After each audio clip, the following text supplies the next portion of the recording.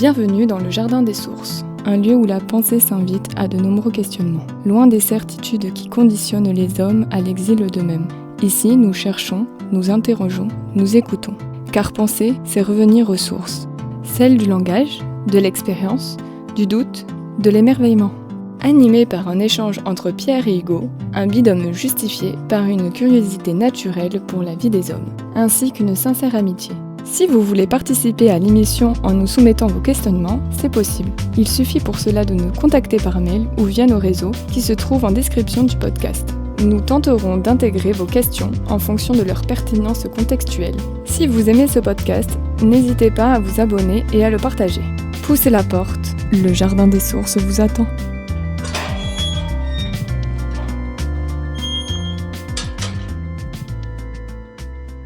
Bonjour tout le monde, j'espère que vous allez bien. On se retrouve aujourd'hui pour l'épisode numéro 5 du Jardin des Sources.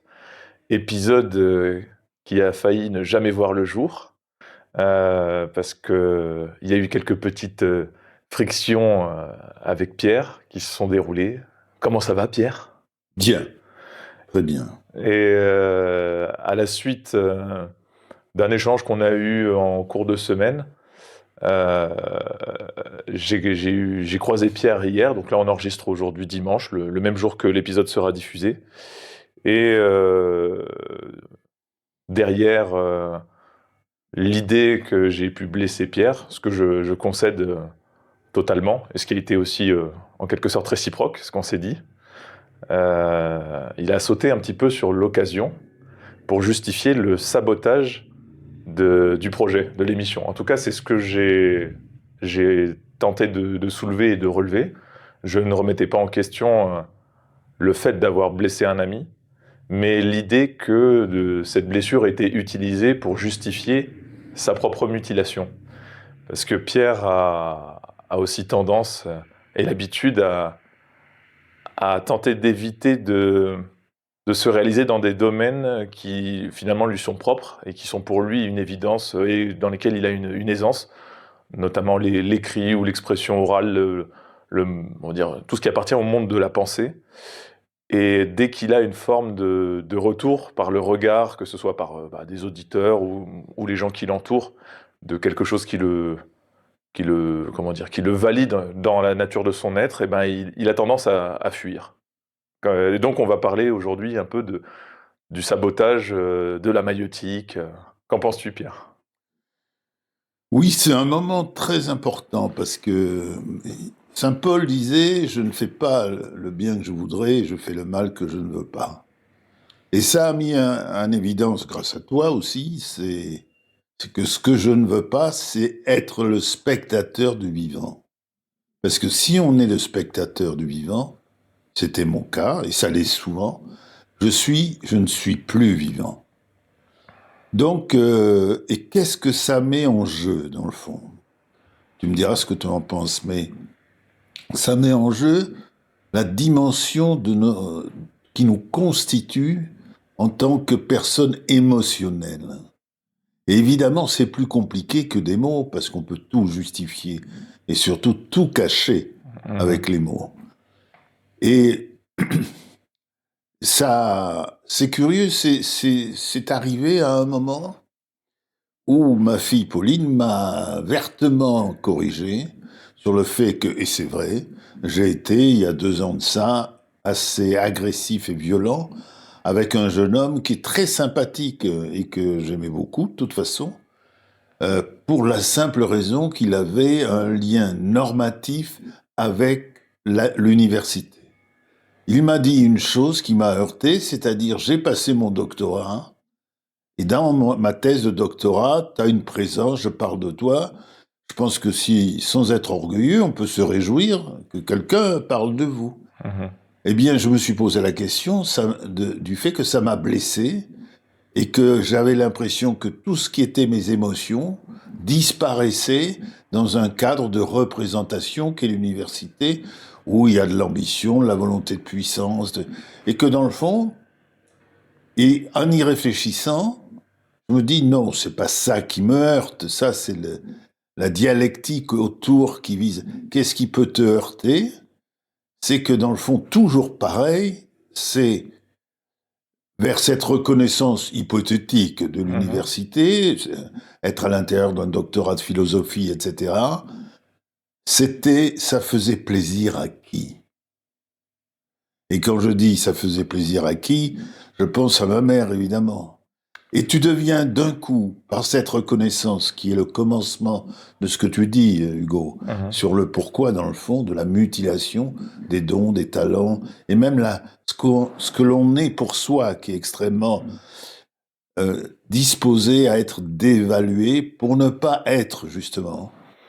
Tu ne peux que refuser la reconnaissance d'un être extérieur au regard de ta mère, parce que ce serait presque lui faire voler sa place par quelqu'un d'autre, alors que la seule place qui existe, c'est celui du regard de ta mère, et dans le regard de ta mère, il n'y aura jamais cette reconnaissance-là. Oui. Donc si tu acquiers cette reconnaissance-là, tu t'éloignes un peu plus de ta mère. Oui. Et or, c'est ce que tu ne veux pas faire. Voilà. Et ce que disait d'ailleurs Dolto, tu te souviens, on est toujours l'objet du désir des autres. On ne peut être le sujet que de son propre désir. Et je veux dire, dans le fond, ce qui était inacceptable pour moi et qui n'est pas dit, c'est la rupture de la relation. C'est les conditions de la rupture, c'est que je puisse me réaliser. Elle aurait adoré que je puisse avoir un contact avec l'université, que je passe des diplômes, que je sois prof à l'université. Elle aurait adoré ça. Ça se dit pas parce que je lui ai jamais posé la question. Mais c'est un sous-entendu et ce qui prouve qu'on habite un pays qui vous exile de vous-même. C'est-à-dire, la grande question, c'est est-ce qu'on maintient la relation et les conditions relationnelles où on n'est que l'objet du désir du père, de la mère et des injonctions que je dis édipiennes. C'est ça qui veut... Ça a été un sujet qui est venu justement à l'université grâce à Brentano, qui a repris une vision de saint Thomas d'Aquin et en particulier d'Aristote, c'est-à-dire l'intentionnalité. Tout obéit à une intention, dans le fond, y compris l'objet. Et l'intention, qui est un langage qu'on maîtrise, qu'on ne veut pas maîtriser, c'est bien celle d'être l'objet désiré ou par sa mère ou par son père.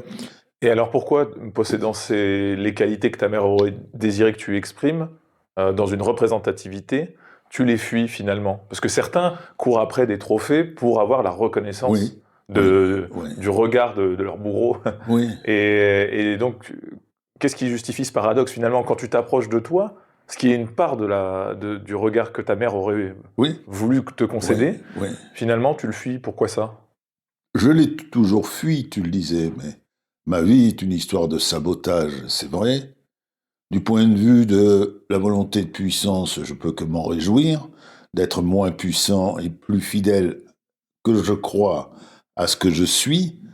Dans la vérité, je suis quand même l'objet du désir de ma mère. Je ferai tout ce qu'il faut pour être un acteur des conditions de cette relation, même si elles sont désastreuses pour moi.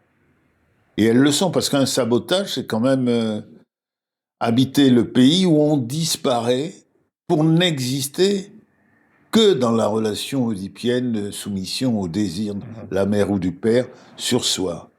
Par exemple, si il y a cette intentionnalité, justement, qui fait que ses parents, eux aussi, ont une histoire affective, mais qui fait de nous un objet particulier, on fera tout pour réaliser cet objet malgré soi. Et dans le fond, j'ai beau en parler, j'ai beau dire que c'est une disparition de moi dans l'objet et la fidélité au désir de ma mère, j'ai beau en parler, je le fais quand même. Et le pire, c'est que j'ai l'impression que je le fais pas. Il suffit de le dénoncer pour s'en séparer. Ben, pas du tout. Et ce dont tu parlais, moi qui m'a touché, parce que c'est une lumière de moi qui met bien en lumière que je dis les choses, mais je les fais pas. C'est-à-dire, j'aurais pu me dire, mais que dit ton cœur et que disent tes émotions par rapport à tel problème? Et si je veux m'absenter du point de vue émotionnel, je veux être un spectateur analytique. Et ça, je me suis dit, c'est un arrêt de tout ce que j'aime, c'est-à-dire, dirait Spinoza, l'accomplissement de soi dans l'être. Eh bien ça, donc, ça a remis en question Eh bien, cette dimension-là de fixation de l'être à l'objet, dans l'analyse, et le fait qu'on regarde quelqu'un d'autre, on veut le regarder que par rapport à l'idée qu'on se fait de lui.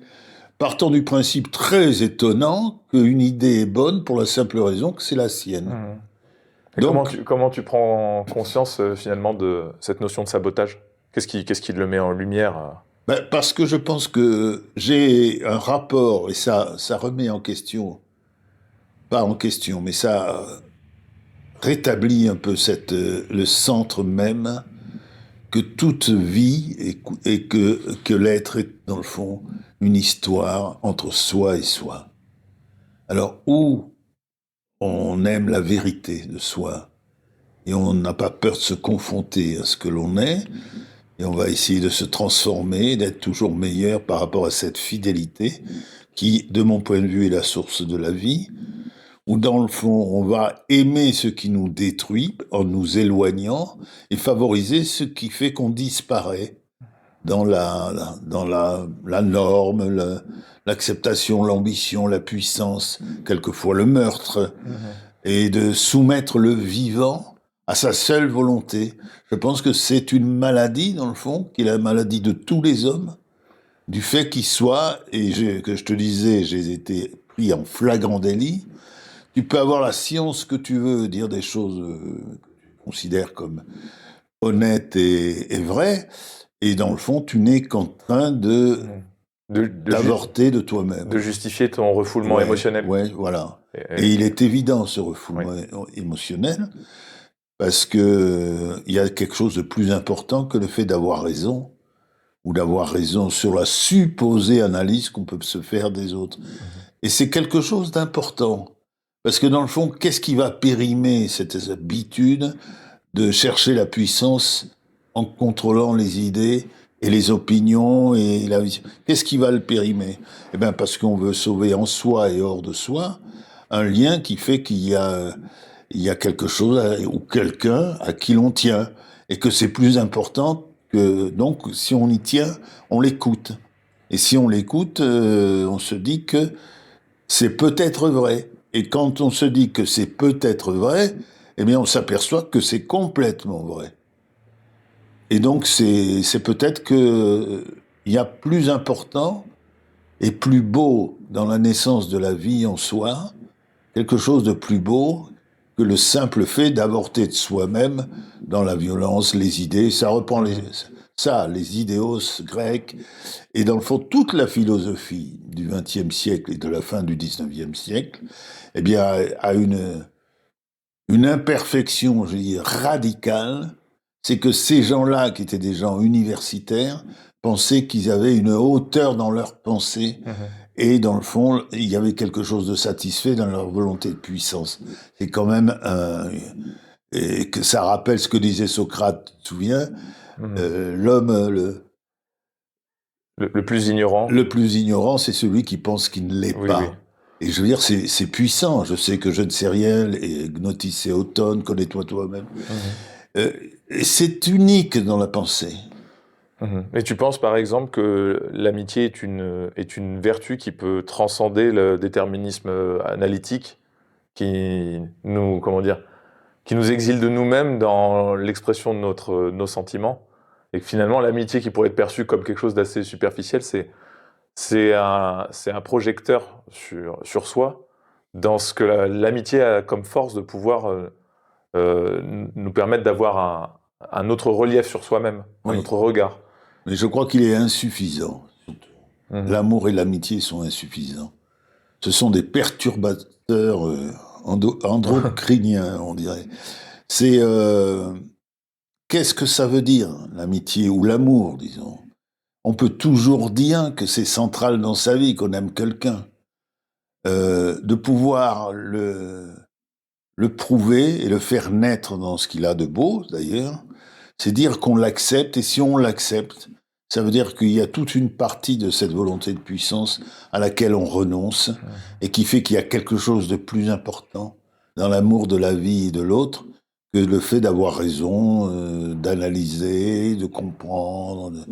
Et Dieu sait que c'est quelque chose que j'ai essayé de mettre en évidence, la dimension corrupteur pour l'être de ce regard des idées, des concepts, des visions, des conceptions, et que l'on est, mais évidemment, mis en situation de désarroi et quelquefois de détresse quand on accepte le fait que ce qui vous, dans le vivant, vous constitue, c'est une réalité émotionnelle, essentiellement émotionnelle, et qu'on va passer son temps dans un langage, dans une dialectique, pour exister ailleurs qu'en soi-même, et c'est certainement l'adhésion aux idées, aux normes, aux ambitions, voire la politique, les convictions, etc. La maïotique, ce sera en quelque sorte la révélation à soi-même de ses propres émotions. Oui, et ce que Socrate veut dire dans la maïotique, c'est l'accouchement de soi. C'est ça qui est extraordinaire, au 5e siècle avant Jésus-Christ, alors qu'il y a l'avortement de soi chez Platon, Aristote, il débordait d'ambition. Lui, il arrive, et il sent qu'il va en mourir d'ailleurs. Il dit que la maïotique, qui est l'accouchement de soi, eh bien c'est ça, c'est ne savoir rien. Et il a cette intuition-là qui fait qu'il était reconnu évidemment par Platon comme son maître, etc. Mais Platon a fait exactement le contraire. Il était à l'Académos, il dirigeait l'Académos, il voulait avoir du prestige et une reconnaissance temporelle, il voulait être puissant. Et je veux dire, le mythe de la caverne, par exemple, c'est quelque chose qui est très réputé, c'est quelque chose d'incroyable, parce que dans le fond, le principe, c'est que l'homme ne voit que des ombres sur les murs de la caverne. Jusque-là, c'est bien. Il est sujet donc à l'apparence des choses, c'est bien. Mais il y en a un qui sort de la caverne et qui voit la réalité. C'est le philosophe. Il sait, lui, il sait. Et je veux dire, et pour l'Académos, ils se sont battus. Il y a eu un combat terrible avec Aristote d'ailleurs et les successeurs de Platon pour diriger l'Académos. Il y a toujours cette ambition, cette volonté de puissance par les idées. Mais quand Socrate, et tu as raison de souligner que c'est ça la maïotique dans le fond, dit je ne sais rien ou se croire important, c'est une manière de pas l'être que il bouleverse totalement. Je n'ai jamais vu un penseur pouvant approcher autant que la naissance de soi et dans le désintéressement et le renoncement à la puissance. C'est ça que dit Socrate. Mais il est tout seul à penser ça, et il en est mort comme tous ceux qui ont suggéré ça. Il s'est suicidé pour ne pas être jugé, parce qu'il était jugé. Mais par exemple, tu vois, tu as pu, tout au long de ta vie, enrober ton sabotage de cette pensée qui est saine et justifier une forme d'inaction en direction de la nature de ton être, pas d'inaction de manière générale, t'es pas un être passif, tu vois. Mais dans la pratique de ce qui concerne la nature, l'expression de ton être, et à chaque fois que je t'ai conseillé soit d'écrire, soit de parler, tu as souvent fait usage de cette notion de stérilité, de vouloir, de reconnaissance à l'échelle de la société, comme forme de volonté de puissance. Et qu'est-ce que tu fais de ça pour toi, finalement, vis-à-vis de ta vision du sabotage?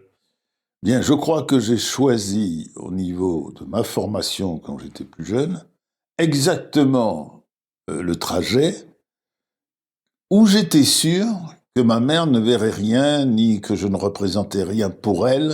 Donc, je suis allé au CESI, qui est le Centre d'études supérieures industrielles. Je passais des diplômes et je me suis formé dans le domaine de l'économie et de la gestion. C'est vraiment le territoire dont la vertu est qu'elle ne sait même pas que ça existe, ce monde-là. Et je me sentais à l'abri dans un domaine qui est, je veux dire, qui excluait, C'est ce qui s'est passé beaucoup. L'ensemble des... Je pense que par rapport à ma personnalité, j'aurais pu faire des études de philosophie. T'as choisi une voie qui empêchait l'expression de ton être par la réflexion et plutôt par l'application de normes. Voilà. Et au moins, ça avait la vertu de faire en sorte que je pouvais rencontrer les autres, par mon métier d'enseignant, d'une manière heureuse. Parce c'était important, cette humanité-là. Mais au niveau de dire que ça me fait toujours drôle, d'ailleurs, quand je dis que j'étais enseignant en économie. Ça n'a pas provoqué d'exaltation particulière Non, non. Elle ne sait même pas ce qui a existé, ma mère. Elle ne sait même pas au courant. Je lui aurais dit, j'ai un doctorat de philosophie, je suis prof à l'université. C'est marrant, Pierre, tu vois, parce que je parlais d'exaltation, ton exaltation, pas celle de ta mère. Oui. Tu vois, je te dis, en gros, ça t'a pas provoqué d'exaltation, et tu dis non, ça, pour elle, non. Non, tu vois. non. J'étais à l'abri. Ouais. J'étais à l'abri. Dans ça, elle n'a jamais manifesté une fierté du fait que je pouvais faire apprendre à mes élèves l'économie ou la gestion. Au contraire, c'est quelque chose de très ordinaire, je pense. C'était pas, d'ailleurs, elle savait pas ce que ça voulait dire. Hein. La philosophie non plus, remarque. Mais elle était très attentive. C'est comme ça que je le ressens, mais ça veut pas dire que c'est vrai. À la réussite. Hein. Si j'étais quelqu'un, pour elle le grand, je pouvais être autre chose que son fils, parce que je pense qu'elle était particulièrement inapte à se ressentir comme quelqu'un de vivant, comme tu dis la maïotique, c'est-à-dire réconciliée avec elle-même dans les capacités qu'elle avait comme femme d'enfanter. C'était quelque chose d'insupportable pour elle, enfanter.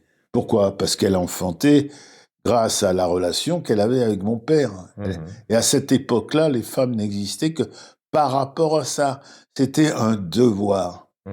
Et j'ai toujours senti cette espèce de désir d'avortement de moi et de mes sœurs d'ailleurs, de la même manière. Oui. Il y avait une résistance terrible en elle qu'elle devait considérer comme tragique, du fait que c'était pas une bonne nouvelle, notre naissance. Parce que ça l'a déterminée elle-même comme femme dans la société, dans la relation à l'homme, dans sa sexualité, etc., etc. Et que la femme n'existait que par le devoir, mais sûrement pas par le désir. Le désir, c'était le grand absent de ces générations-là, de la guerre, etc. Et des autres aussi avant. Il y a plus de liberté maintenant. Le désir au sens spinozien, c'est-à-dire l'effort que fait l'homme de persévérer dans l'être, reste un intrus. Comme l'amour reste un intrus. Alors qu'on se dit, généralement, l'amour c'est merveilleux, mais dans les principes, oui, on peut le dire. Dans la réalité, c'est un intrus, pourquoi ? Parce qu'il réveille, et on revient, Hugo, à notre réflexion, il réveille quoi ? Notre vérité émotionnelle. Et donc, si on a cette vérité émotionnelle qui émerge, on a notre fragilité profonde qui émerge. On est très fragile, on se ressent comme tel dans le fait que quelqu'un génère en nous des émotions dans lesquelles on se perd un peu, parce qu'on sent qu'on transfère un pouvoir d'une certaine manière. Alors que se séparer de ce pouvoir, c'est se durcir, être normatif, être à distance. Et ça revient à ce que nous disions, et ta question. Quand je suis dans l'analyse, je me protège. Je suis à distance. Et quand tu as le problème qui était le nôtre, je te mets dans une situation d'être analysé, c'est toi l'objet, et c'est moi, dans cette puissance-là, qui suis l'objet aussi, mais qui pense être un sujet dominant. Donc, je me sens en sécurité. Tu détermines les formes. Voilà. Et c'est toi qui es en... C'est pour ça que ta réaction a été d'une certaine manière violente, mais c'était justifié. C'était pas anodin, ma manière de regarder les choses. Et j'utilisais peut-être quelque chose qui fait que j'avais la confiance de mes amis pour mettre en avant que c'était moi l'observateur et toi Mhm. l'observé. Et c'est quand tu m'as parlé, c'est bien qu'on ait pu se parler, ou se dire les choses. Oui, oui. J'ai simplement, je suis revenu à la vérité, c'est que j'ai été blessé, ce qui a réveillé en moi cette idée de me protéger par la puissance. Mhm. Et du coup, j'ai blessé aussi. Et quand on se dit cette vérité-là, c'est que nous sommes petits dans l'être, mais grands dans cette espèce de vérité de la vie en nous, qui nous accomplit, c'est la maïeutique socratique, c'est la naissance de nous, c'est le renoncement à cette violence qui fait qu'on met énormément d'énergie et d'intelligence à disparaître et à se fuir dans cette fragilité-là. Et symboliquement, de façon même réelle, la fuite a été potentiellement d'abandonner un projet que l'on partageait, qui mettait en évidence ta propre naissance. Oui, exactement. Mhm. Exactement. Et on était sur un terrain complètement miné d'affect, Oui. s'étant blessés mutuellement. Et on aurait pu le justifier de façon analytique pendant longtemps Ah oui. et se Oui. fuir de l'autre et de nous-mêmes à la Oui. fois. Mais finalement, c'est l'amitié qui a permis de transcender Oui. ça, parce que Oui. c'est faire passer sa fierté et le désir de se protéger après, Oui. Oui. le fait d'avoir blessé l'autre, que l'on considère comme soi. Fais attention, ton analyse est excellente. Mais oui, tu l'as dit, l'amitié était plus forte et a traversé ça, qui a fait qu'on s'est convertis, tous les deux d'ailleurs, et ben à la tendresse, au fait qu'on n'avait pas envie de perdre quelqu'un, et voilà. L'amitié ne s'analyse pas, elle se vit. Oui, non, il s'analyse pas. T'as bien raison. C'est une histoire d'amour, ça. Mhm. Et ça s'analyse pas, mais c'est un intrus. Parce que, justement, ça sollicite de nous que nous existions dans l'être que nous sommes. C'est-à-dire la structure émotionnelle. Et dans l'idée que les gens inconsciemment ont de se saboter, ils corrompent aussi l'amitié, se choisissant pour le coup consciemment et de façon analytique des personnes qui ne viendront jamais réveiller en eux la nature de leurs propres affects. Oui, Donc on les voit, hein, ces binômes de personnes de morts vivantes, hein, oui, et qui savent que chacun connaît les défauts de l'autre, mais que personne n'essaiera de les, comment dire, de ouais, les relever. Et il y a une forme de non-dit toléré derrière cette amitié oui, qui justifie en fait un immobilisme.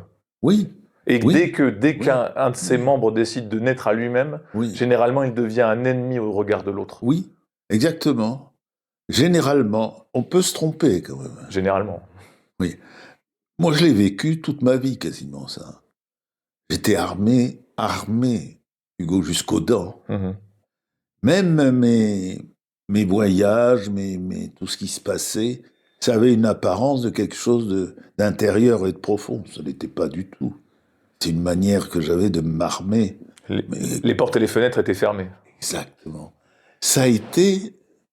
Et c'est très curieux, c'est que quand l'ermite m'a dit ça, ce qui me reste encore, c'est l'infini de sa tendresse.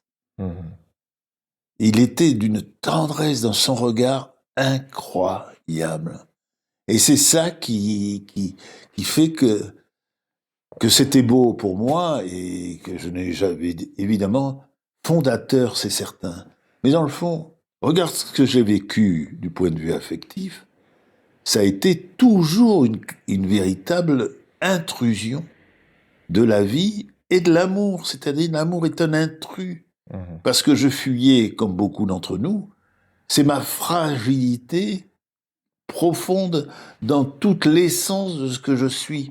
La beauté, je dirais, de ma vie intérieure. Mhm. Je l'ai fui avec Frédéric, ma femme. Ça a été incroyable. On en a parlé il n'y a pas longtemps. Je lui ai dit la vérité. C'est que nous, parce que ça a été très chaotique, hein, nous étions armés jusqu'aux dents tout le temps. Et parce que nous étions blessés. Et si tu sens qu'il y a quelque chose de l'amour qui te porterait intérieurement vers l'autre, tu ne peux pas le réaliser. Mais tu vas rentrer en guerre tout de suite. Mhm. Et curieusement, tu vas rentrer en guerre exactement de la même manière de ce que nous avons vécu quand j'étais l'observateur et toi l'observé et où on s'est blessé réciproquement. C'est-à-dire, tu vas être celui qui va dominer et te construire dans une forme de domination et tu vas être choisi pour ça.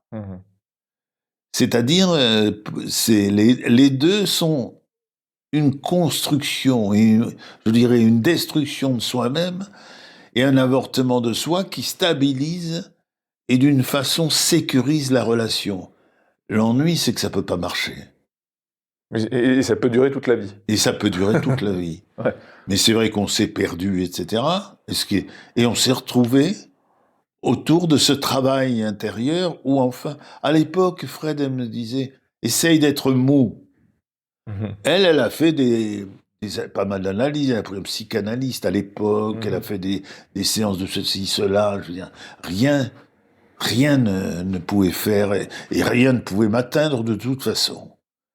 Et être mou, ça voulait dire un peu ça, c'est-à-dire arrêter avec cette espèce de construction et de rigidité qu'on pense avoir dans la force, parce qu'on est simplement quelqu'un de fragile, comme tout le monde, je dirais. Et de blessé. Et de blessé. Et quand je me suis senti blessé du fait que c'est superficiel, la raison cachait quelque chose, puis finalement on dit que tu le savais, et ben moi j'ai vécu une blessure, une forme d'injustice autour de la notion du mensonge. Oui. Et le mensonge, c'est quelque chose que j'ai subi dans ma chair en tant qu'enfant, de façon assez équitable entre mes deux parents. Oui. Et du coup, ça a réveillé en moi cette blessure, et j'ai réagi avec violence, et mais instinctivement.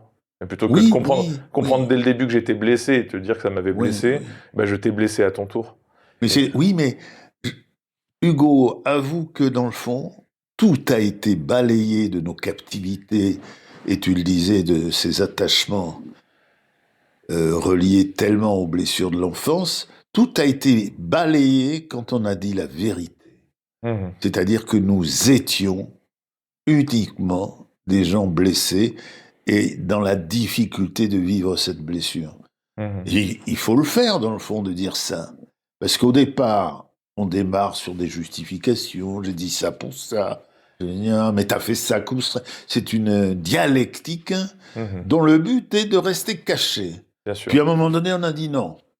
Même quand je dis tu m'as blessé, et je me suis senti blessé, et toi tu m'as dit la même chose, j'ai l'impression, je l'ai ressenti comme ça, que cette vérité de ces blessures-là qui remontent à quand même ce qu'on peut appeler la forclusion de l'être, c'est-à-dire l'être devient dangereux parce qu'on est dangereux et oppressé par les injonctions paternelles et maternelles. Eh bien, je l'ai ressenti comme ça, a été balayé parce qu'il y avait cette vérité de se voir soi-même et d'accepter qu'on n'était rien qu'un être blessé et qu'on était profondément blessé. Et ça a reconstruit une espèce d'évidence qui était que l'on comptait l'un pour l'autre et qu'on n'avait pas du tout envie de s'éloigner de l'un de l'autre. Et c'est tout. Mais ça passait par la fidélité à cette vérité de soi qui est donnée à l'autre. Et finalement, dans cette petite thèse du pardon qu'on demandait, on réintégrait la légèreté de l'être en soi. Et je te laisserai citer Isaïe à propos des doux. À propos des doux, heureux les doux. Alors, c'est pas Isaïe, mais ça aurait pu. Ah mince. C'est les béatitudes. Ah oui, pardon. Le sermon, c'est pas grave.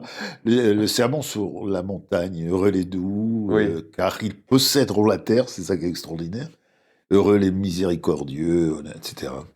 Et oui, on rejoint, c'est vrai qu'heureux les doux, parce que je pense que toi comme moi, on a été heureux de se vaincre soi-même dans tout ce qui nous emprisonnait, dans cette construction de soi qui remonte tellement loin, et avortement de soi, toi tu dirais maïeutique, oui, c'est la maïeutique, c'est ça, on a accouché de nous-mêmes dans la réalité que nous portons à nous, de l'amour qu'on peut laisser vivre ou recevoir, même s'il est une fragilité de soi et de l'autre. Et finalement, saboter le sabotage, ça passe forcément par, non pas par la force, mais par la douceur. Oui, On pourrait, oui, on pourrait en discuter avec certains de nos auditeurs qui pensent que la force est quand même une nécessité. oui.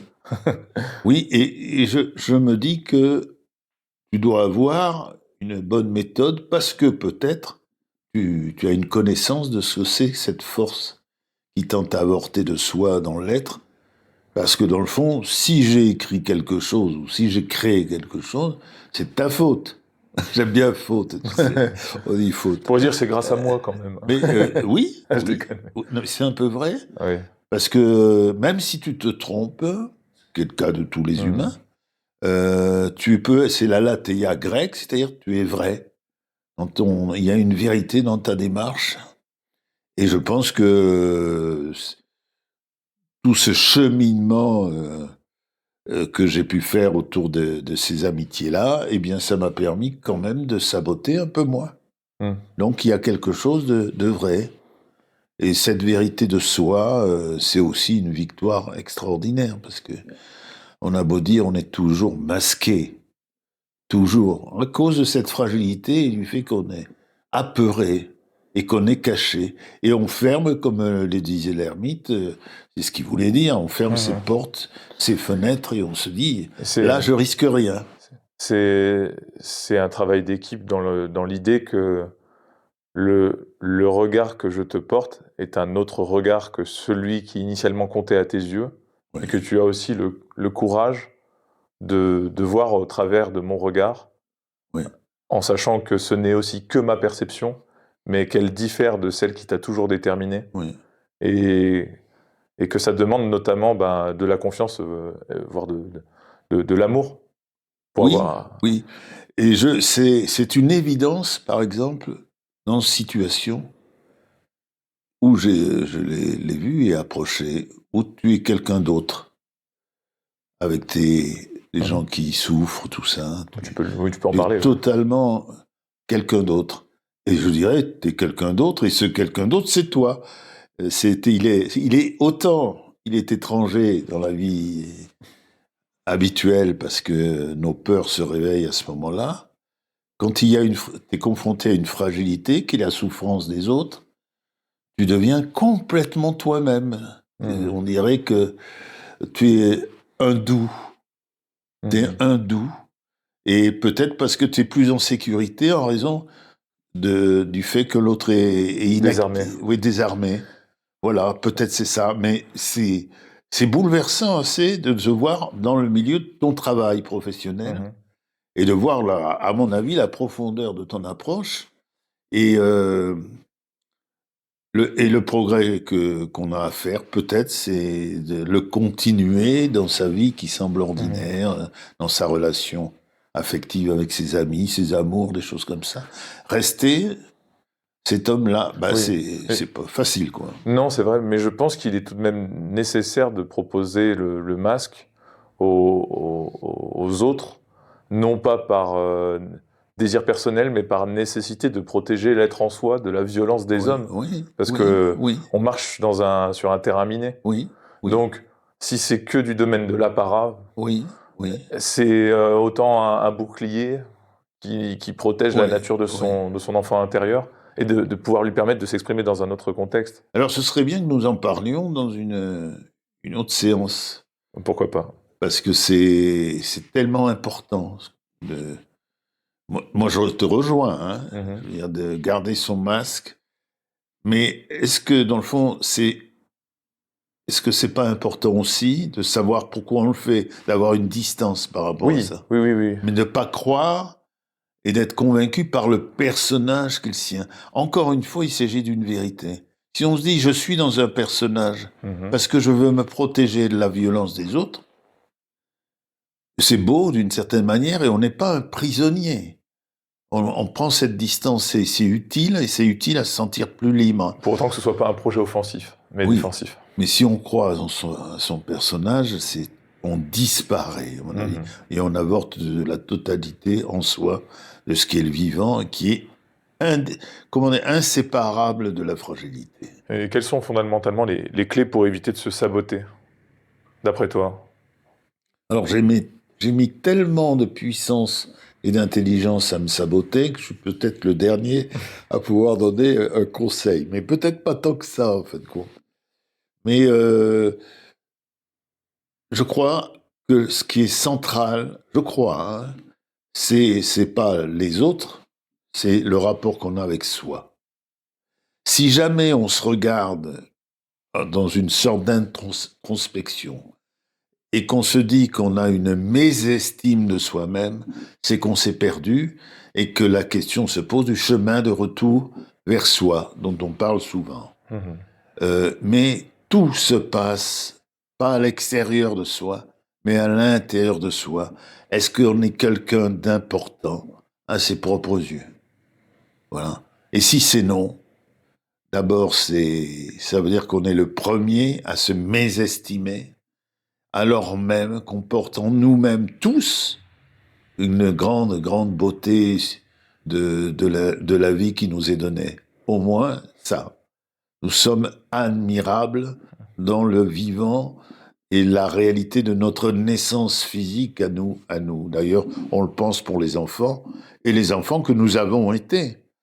Et on s'est perdu, c'est vrai, mais en grandissant. Et curieusement, on justifie cette relation oedipienne dont on parle souvent, qui est fondée sur le fait que comme on n'est pas comme il faut. Et il faut devenir cet objet qui est fondé sur la mésestime de soi pour plaire à celui qui vous dit « il aurait fallu que tu sois différent pour être quelqu'un d'important ». Donc il faut se libérer principalement du poids du regard. Oui, et se rapprocher d'un regard contemplatif sur soi-même et de l'amour qu'on a été, de prendre par la main cet enfant qui pleure, parce qu'il pleure tout le temps, et de regarder, de contempler cette beauté que nous sommes. Et oui. Amen. Très bien. Bon, je pense qu'on a fait le tour de la question. Oui. Je n'ai pas pris le courrier des lecteurs cette semaine. Il y a quelques questions en suspens qui mériteront qu'on les traite à l'occasion, bien sûr. Oui. On fait aussi cette émission avec le cœur, parce qu'avec le cerveau, c'est moins structuré et réfléchi que initialement je l'aurais désiré. Mais avant tout, l'objectif, c'est de passer un moment agréable avec toi, Pierre, et que ces échanges puissent être une aide ou un rempart à quiconque tombe dessus. Alors, c'est un moment très agréable, mais je dois dire aussi que ce qui est agréable, c'est de croiser nos amis que nous faisons souvent et de voir que ils peuvent en tirer peut-être quelque chose qui eux-mêmes un intérêt qui me témoigne, dans le fond, et je trouve ça formidable qu'en se rapprochant de soi-même, on se rapproche des autres, et on peut avoir moins peur, justement, dans cette porte et fenêtre ouverte. Vers l'amitié soi-même. Oui. Bon, on se dit à la prochaine. Et à très bientôt, mon ami Pierre. C'est gentil. Mon ami Hugo, essaye, je pense que d'aimer son prochain, c'est possible s'il y a le préalable de s'aimer soi-même. Voilà. Et on le néglige souvent, ça. Mais je crois que le chemin vers soi, c'est le chemin vers l'autre. Eh bien, j'ai été content de notre échange, Hugo, et à bientôt. Allez, à bientôt. Merci, Pierre. Merci d'avoir traversé ce jardin en notre compagnie. Si vous avez aimé ce podcast, n'oubliez pas de vous abonner, de le liker et de le partager. Pour y participer en nous soumettant vos questions, c'est simple. En description se trouvent nos contacts. Et revenez quand vous voulez. La porte reste entrouverte.